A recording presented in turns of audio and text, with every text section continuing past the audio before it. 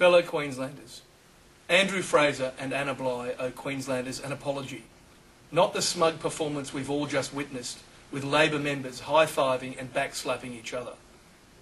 We've got record debt, the biggest in the nation, and Labor admitted today that instead of paying off the record debt, they've actually added another $9 billion. That's now $18,772 in debt for every man, woman and child in Queensland. Could you put another $18,000 on your credit card? No.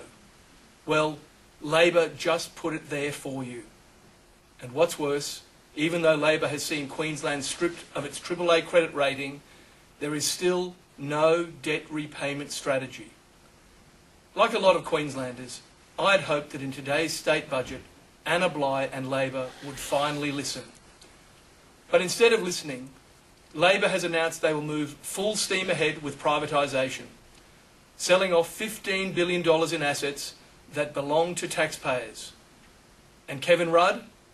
Well, he's refusing to lift a finger to stop it.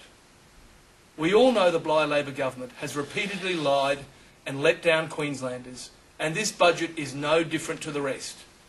Sure, behind all the debt and privatisation there are some good announcements. But how do we know what we can and can't believe anymore from Ms Bligh and Labor?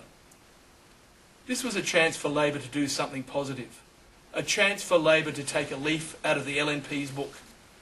They could have adopted the LNPs policy to stop privatisation. They could have adopted the LNPs policy to have a debt reduction strategy. They could have adopted the LNPs policy to oppose the super tax on mining. And Labor could have followed the LNPs policies to provide relief for families struggling with the increased costs of living. But we got none of that. The smug look on the Treasurer's face says it all. Andrew Fraser clearly thinks that selling the assets that Queensland will need to ensure our long-term prosperity is somehow clever.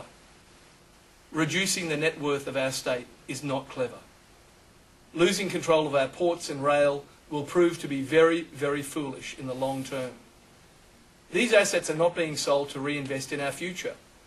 They're being sold to repay the debt accrued over the past decade due to Labor's financial incompetence. It is clear that Labor has nothing to be smug about. On Thursday, the LNP delivered its budget reply. I ask you to listen in or log on to jplangbrook.com to read about our ideas and our plan for a better Queensland. Thank you.